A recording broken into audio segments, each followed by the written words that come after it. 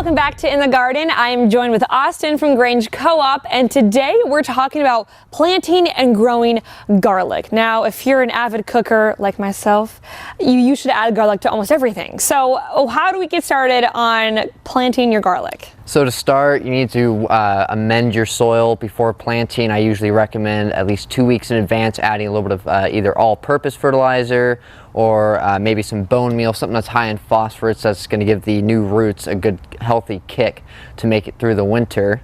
Garlic prefers a pretty alkaline soil, good pH, probably somewhere around 6.5 to 7. It likes rich soil, so adding compost and or manure such as steer manure, chicken manure, horse manure, whatever you have available will do nicely for your garlic. All right, so with planting garlic, I usually buy mine from the store. So with planting it, is it better to grow it in a pot, in a bed? What does that look like? So it's definitely better to grow it in beds. It can be grown in pots, but you're gonna have better success growing it in the ground or in a raised bed, somewhere where it has plenty of room to grow out. Okay, and what about sun exposure, watering? How much should we do of that? So luckily, since we plant garlic in the fall in our environment, it's pretty much just lives off of whatever water comes from the sky, whether it be rain or snow.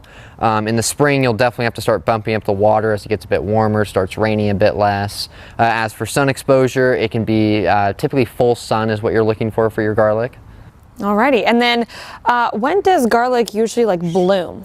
So it does bloom. It does not always bloom. Certain varieties may bloom here, others may not. They're not really grown for their bloom so much. They do produce the little unbloomed flower, I believe they call it a scallion, and you can just put it into your stir fry, add a nice garlic taste to it. They're great, but you do look to see those form probably around mid to late April in our area. And then how will you know once your garlic is fully grown? So you'll start to notice in the later spring, probably, around here it could be anywhere from late May to mid-June. I usually hold off as long as I can, make sure it's nice and ripe, make sure the skin's nice and firm. But the leaves, the older foliage will start dying off sooner, and once a lot of that foliage is dead, your garlic is ready to be harvested. All right, great. Well, is there anything else people should know about growing garlic? Yeah, so in the spring, in the fall and everything, when you first plant them, they don't grow very quick. It's cold.